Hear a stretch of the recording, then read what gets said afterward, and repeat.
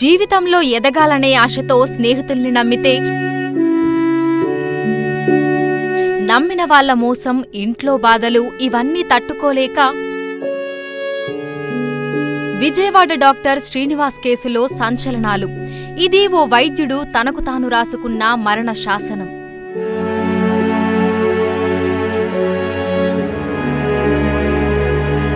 విజయవాడలో డాక్టర్ శ్రీనివాస్ కుటుంబంలో 5గురి మరణం కలకలం రేపింది.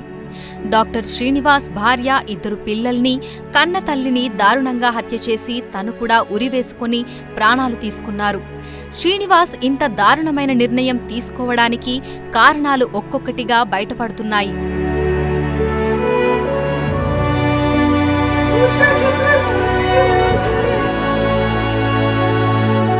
ఏలూరు జిల్లా నూజివీడుకు చెందిన ధరావత్ శ్రీనివాస్ ఆర్థోపెడిక్ డాక్టర్. విజయవాడ పటమట వాసవినగర్లో నివాసముంటున్నారు. భార్య ఉష, కూతురు శైలజ, కుమారుడు శ్రీహాన్, తల్లి రమణమ్మతో పాటు ఉంటున్నారు. పోలీస్ శాఖలో పనిచేసిన తండ్రి జమలయ్య నాయక్ 10 ఏళ్ల క్రితం చనిపోయారు. డాక్టర్ శ్రీనివాస్ అన్నయ్య దుర్గాప్రసాద్ హైదరాబాదులో న్యాయాధికారి కాగా చెల్లెలు లక్ష్మికి వివాహమైంది. డాక్టర్ శ్రీనివాస్ సొంతంగా హాస్పిటల్ ప్రారంభించాలని ప్లాన్ చేసుకున్నారు. గతేడాది నగరంలో ఓ బిల్డింగ్ లీజ్ కింద హాస్పిటల్ కోసం తీసుకున్నారు. ఈ భవనానికి 3 కోట్ల వరకు ఖర్చు కాగా పనులు మాత్రం పూర్తి కాలేదు. కనీసం వినియోగంలోకి కూడా రాలేదు. దీంతో ఆర్థికంగా కొంత ఇబ్బందిగా మారింది.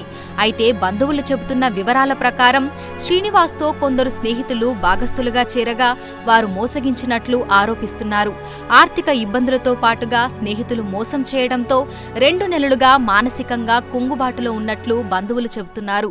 ఈ క్రమంలోనే కుటుంబ సభ్యుల్ని చంపి తను కూడా ప్రాణం తీసుకున్నట్లు అనుమానిస్తున్నారు.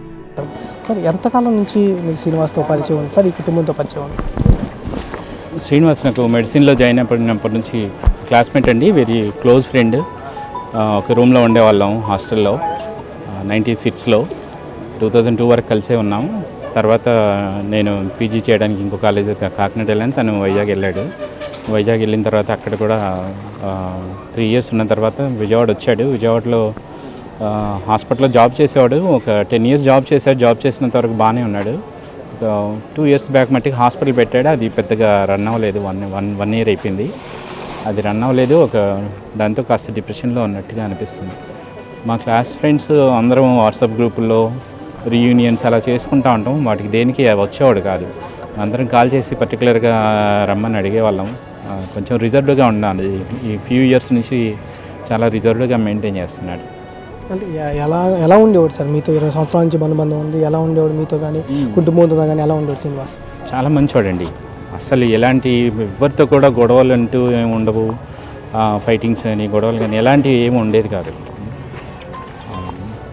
లేదు సార్, హాస్పిటల్ ఏమైనా క్లోజ్ చేశారా? ఎలా ఉంది సార్ హాస్పిటల్ అండి? హాస్పిటల్ ఒక 1 ఇయర్ అయిందండి స్టార్ట్ చేసి. ఒక 2 మంత్స్ బ్యాక్ మట్టికి రన్ అవ్వట్లేదని చెప్పేసి కొంత షేర్స్ వేరే మా ఫ్రెండ్సే వాళ్ళు కూడా చెప్పారు, శ్రీనివాస్ ఇబ్బంది పడుతున్నాడు, కొంచెం మేము తనకి హెల్ప్ చేస్తామని చెప్పేసి మాట్లాడి సెటిల్ చేసుకున్నారు. అంటే తను మెయింటైన్ చేయడానికి నెలకి 10 లక్షలు 20 లక్షలు అవుతుంటే అది తనకి ఇబ్బంది అయిపోతుంది.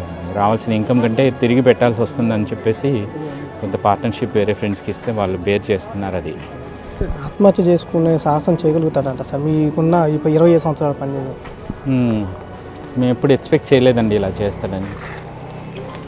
ప్రాథమికంగా అందిన సమాచారం మేరకు సోమవారం అర్ధరాత్రి దాటిన తర్వాత డాక్టర్ శ్రీనివాస్ వేరువేరు గదుల్లో నిద్రపోతున్న తల్లి, భార్య, పిల్లలను చాకుతో మెడభాగంలో కోయడంతో చనిపోయారు.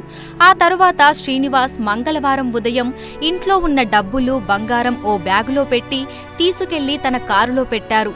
అనంతరం కారు తాళానికి ఓ కాగితం చుట్టారు. దానిని తీసుకెళ్లి ఎదురింటి గేటుకు ఉన్న పెట్టెలో వేశారు. అలా ఎందుకు చేస్తున్నారని స్థానికులు అడిగితే తాను ఊరెళ్తున్నట్లు, అన్నయ్య వస్తే కారు తాళం ఇవ్వమని చెప్పి ఇంట్లోకి వెళ్లిపోయినట్లు స్థానికులు అంటున్నారు. మంగళవారం ఉదయం 9:30 గంటల సమయంలో పని మనిషి వచ్చి పిలిచారు. అయితే ఎవరూ స్పందించకపోవటంతో ఆమెకు అనుమానం వచ్చింది. వెంటనే గోడపై నుంచి చూడగా ఇంటి ఆవరణలో శ్రీనివాస్ ఉరేసుకొని కనిపించారు. స్థానికులు వెంటనే వచ్చి చూడగా అప్పటికే ప్రాణాలు కోల్పోయి ఉన్నారు. అయితే ఎదురింటి గేటుకు ఉన్న పెట్టెలో వేసిన కారు తాళాన్ని బయటకు తీశారు. ఆ కారు తాళానికి చుట్టిన కాగితం తీసి చూడగా తన సోదరుడు దుర్గాప్రసాద్కు మాత్రమే ఇవ్వమని రాసి ఉంది. ఆయన ఫోన్ నెంబర్ కూడా ఉంది. వెంటనే స్థానికులు ఆ నెంబర్కి కాల్ చేసి సమాచారం ఇవ్వగా ఆయన పోలీసుల్ని సంప్రదించారు. ఆ తర్వాత ఇంట్లోకి వెళ్లి చూడగా లోపల వేరువేరు గదుల్లో శ్రీనివాస్ భార్య, కుమార్తె, కుమారుడు, తల్లి మృతదేహాలు పడి ఉన్నాయి. శ్రీనివాస్ తన మొబైల్లో వాయిస్ని రికార్డ్ చేసి ఉంచారు. అందులో కారులో ఉంచిన డబ్బులు, బంగారం తన అన్న దుర్గాప్రసాద్కు ఇవ్వమని చెప్పారు. తాను ఆర్థిక సమస్యలతో చనిపోతున్నట్లు చెప్పారు. పోలీసులు కారులో ఉన్న 16 లక్షల రూపాయలు, 300 గ్రాముల బంగారం స్వాధీనం చేసుకున్నారు.